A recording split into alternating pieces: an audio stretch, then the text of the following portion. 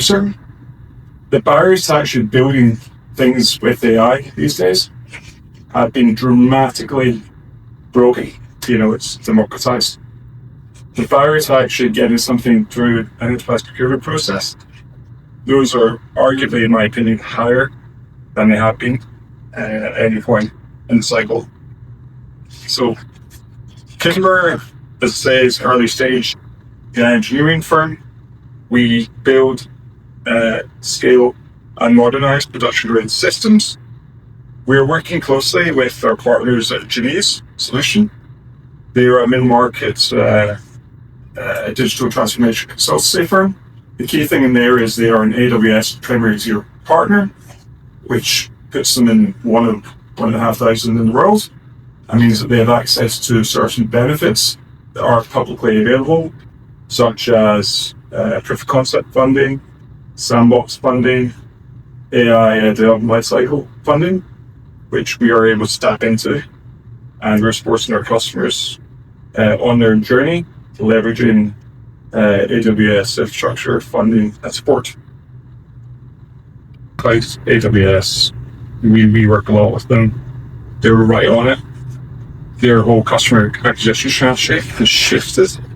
So working with partners like ourselves, so on board SMEs, they are providing significant incentives to do that in the form of cloud credits, form of actual support. AWS solution architects, so they speak to startups to help them think about their architecture from the ground up. And they're actually putting their money where their mouth is by providing funding to companies. And really think those companies are going to grow their AWS consumption. But AWS aren't the only ones in this game. Azure, are doing the same. GCP have just increased the credits they offer clients to $350,000. They want to be the go-to guys for the new AI operating there. And it's quite exciting.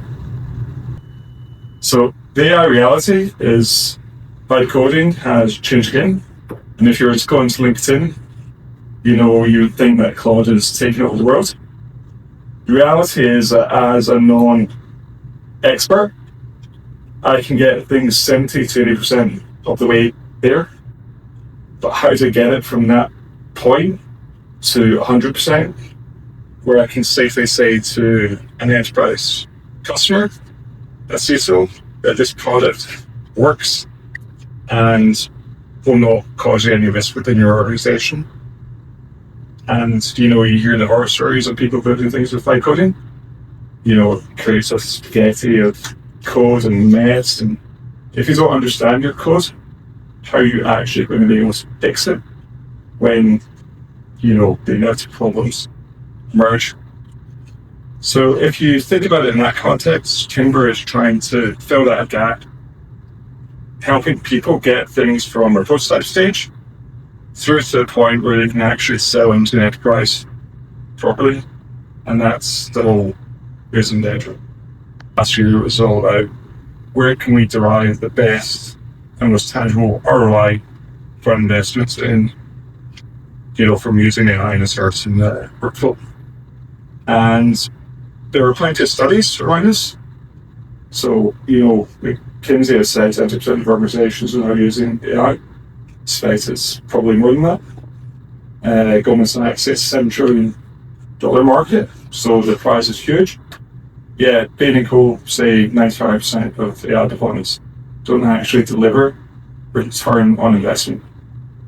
And there is a paradox there that people are trying to figure out. And the pressure from boards to show that AI is actually delivering some sort of value is increasing all the time. The paradox is, as you try to drive things quickly, how do you do it in a safe, sustainable way? And as shipping velocity increases, as more code is pushed out, as more products are built with AI, how can customers make sure they can adopt those products in a way that doesn't cause any risk to their organizations? And that is a question more or less every company is grappling with at the moment. So in terms of the compliance matrix, there's a lot of regulation coming online. EU AI Act was enshrined in law, I think, last week here in Ireland. I think Ireland's one of the first countries to adopt it, so that probably tells you something. But companies have obligations now in terms of how to use AI. It needs to conform with transparency. It needs to make sure there are guardrails in place. It needs to try to prevent hallucinations. And the fines for getting it wrong can be quite severe. Talking up to $35 million. So not to be sniffed at. GDPR is going to be a constant thing. And SOC 2, almost every customer we speak to has SOC 2 somewhere on the roadmap. It's almost given that you need to have that to access enterprise customers. The other thing that's interesting is around IP. How do you protect your intellectual property if you have built something using AI? It's still an unknown question.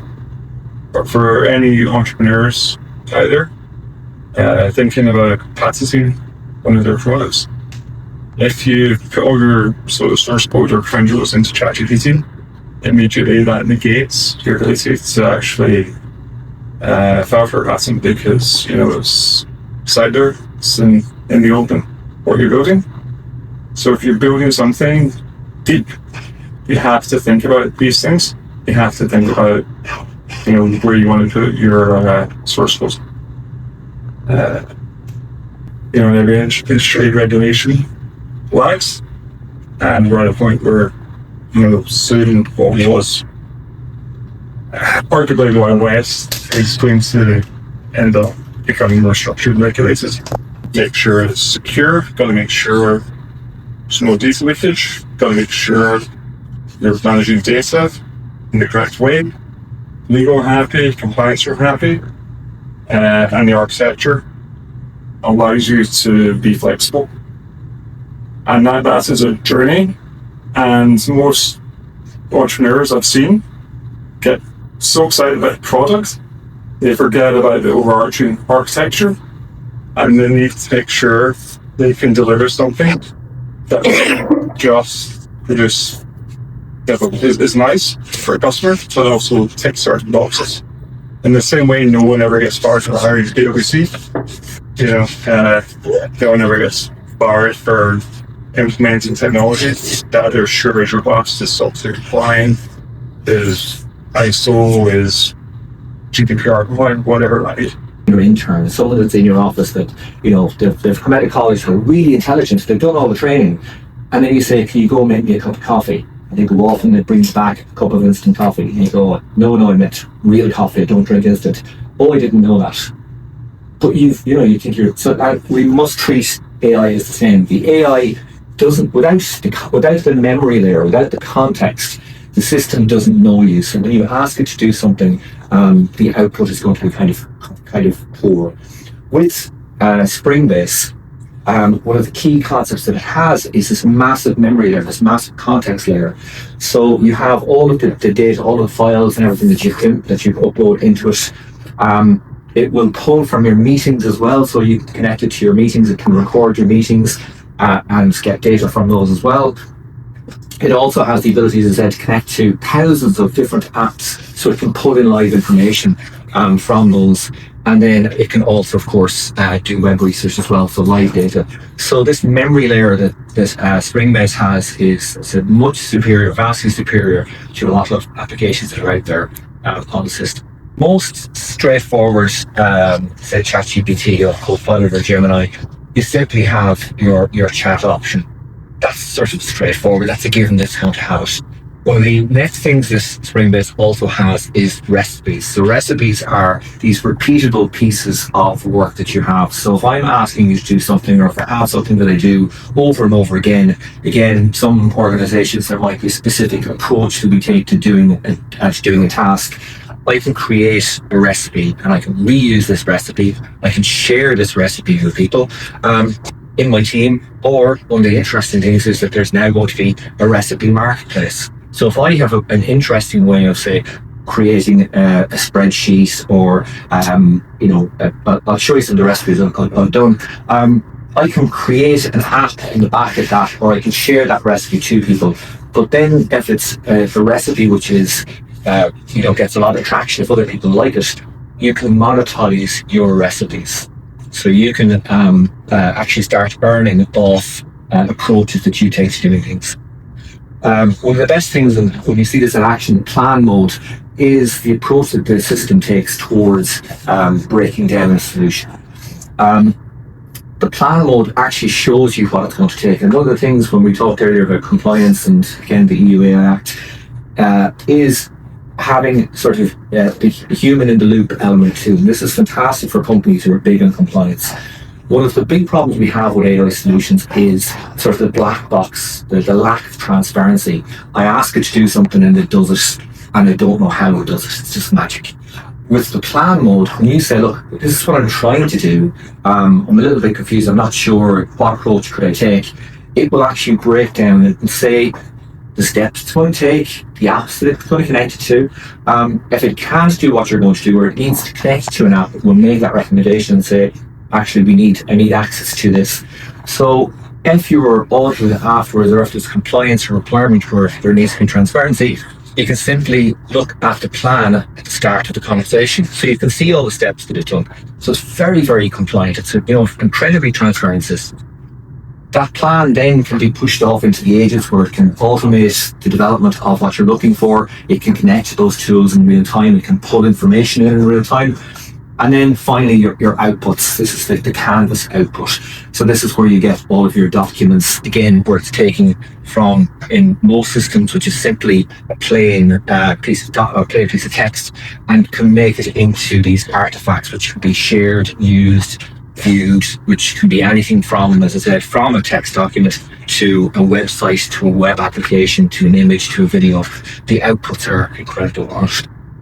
How the system works is we have this agentic workflow, so it can take a request and it can act from my request, and it can take agency itself. It can start to produce for me. One of the key concerns, and I know we were talking about there, like the vibe coding part. For somebody who doesn't know how to build an application or doesn't know how to kind of create, what I'm actually going to start off with is just explaining what I want it to do. The system will then tell me how it's going to do it, and it can kind of move on from that. The automations is basically putting recipes into an automated process. So I have that Trello check-in, and what that has done is I've basically set that up to run. There's two ways of using automations. You either have time-based or post-meeting. So this one is a time-based. What it does is every Monday it launches, it triggers, it looks at Trello, and then it sends me an email with the update. With the post-meeting interviews, so basically for the post-meetings, I can have a number of different actions that I wanted to do. So after each meeting, one of the first things, of course, I do want it to do is to give me my insights and my feedback. I may want to store that information. I may want to send the meeting transcript. I may want to email that to everybody else. So it can automate all of those different things for me. And it's so easy to do. And then the marketplace allows you to sell those recipes or to look at other people's recipes as well. So there's all of these built-in automations and single-use systems that they start to build. So it's a little bit similar to if you're familiar with, say, custom GPTs and ChatGPT or GEMS and Gemini, but that there can be monetized and can also be turned into agents or applications where they'll run constantly for you. And also doing differentiation between what actually is EU AI Act. I mean, there's lots of EU Data Act, which is more like acting towards the data being the fuel for the engine. So the engine is the AI. That's the analogy most people are using it these days. So I'd say GDPR was the EU Data Act, and now it has to move from that to AI Act. SOC 2 is more security, so it's It's another governance in all sense. So let's go through I think that one of the first things that founders need to do is classify what is high risk, what is unacceptable within their business when they're architecturing their AI strategy. 20 years ago, most people would have their cybersecurity strategy. And cybersecurity strategy was, let's say, antivirus software to be installed, or like some sort of compliance within the business, making sure everybody's using the company laptops, things like that. But it's moved on from that to now people having actually to think about AI strategy. A lot of these small businesses haven't even thought about it. So I think the first thing would be to create those buckets as to what is high risk, what is unacceptable. If you have customer-facing generative AI chatbots, you'd rather let them know that it is the AI is going to be used firsthand. So that's how do you make sure that's how you classify that. I think there needs to be a playbook around classifying those informations. So what should founders do right now? I mean, what do you think, Enda? How should small businesses start? It is that. So the first thing is the DPIA, the data protection impact assessment, as you were saying, Dipeche. So the conversation I've had with a lot of companies is around that initial going from we're not using AI to reusing AI for a lot of different processes, understanding the different use cases, and then understanding the data that's actually being processed on it. So if it's internal company data, that's if it's around a product, it's probably fine.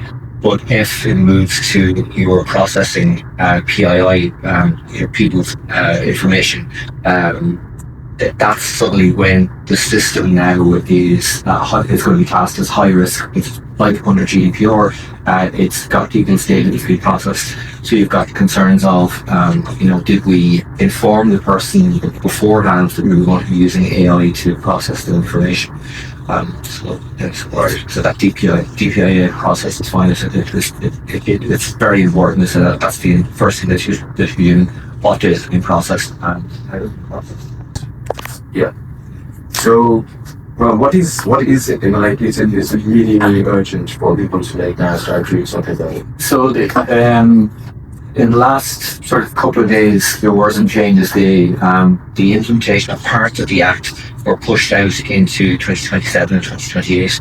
But the parts, most parts, they're still on track to meet your requirements from the start of August. One of the key ones that people can't miss out on is around education.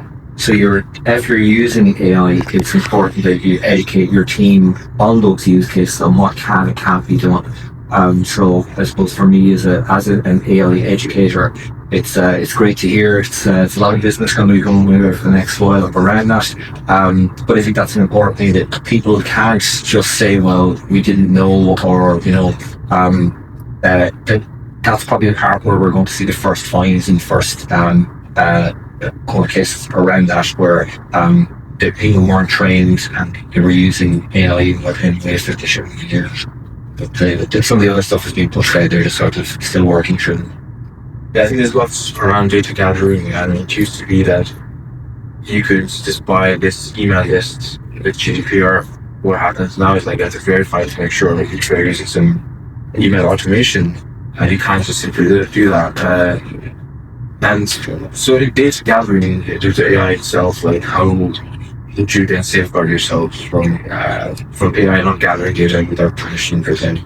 So it's still the GDPR would be the law really that's going to be in place around that. What it's going to create though for a lot of companies, which they're probably not familiar or what they're not aware of, is there's additional requirements for transparency.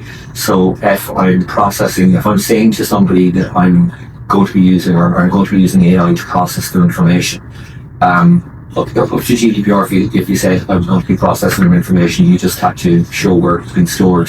Now, under the combination of the EU AI Act GDPR, you're going to have track of what model was used, what prompt was used, what was the output, and you agree with or override the output of the product as well. So there's additional extra pieces of information. So that's where having a strong vendor agreement, if you do your own private source or for your own private AI that you're doing this with, are you keeping logs? Do you have into that? Whereas if you have the likes of a larger vendor like Microsoft or ChatGPT or whatever, they will have logs of what model was used and what date, what prompts were used, what the output, etc. But you will still have to, as the company that's doing the processing, you'll have to have your log of whether you overruled the decision or agreed to the decision.